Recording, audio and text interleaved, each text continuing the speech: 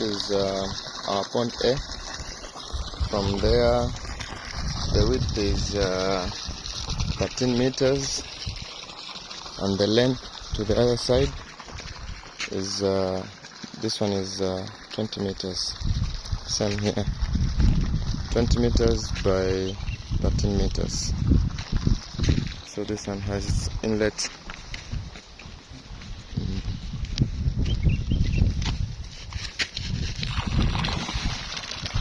Sawa hiyo, maji inaingia vizuri. Bado sasa tuweke mbolea hizo, sijui ni DAP, CAN, ni urea, those ones. Hii hapa ndo outlet, ile pipe ya kulala ile pale nyingine. This one is a third pond, kwa tayari bado kuweka mold ya dike. Hii ni 20 by 10.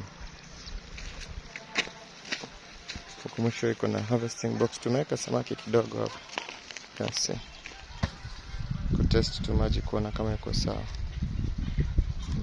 Iko sawa.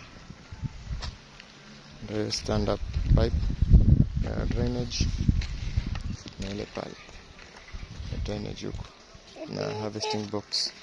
Same here, kuna harvesting box. Samaki ndo tumeweka. Ngoja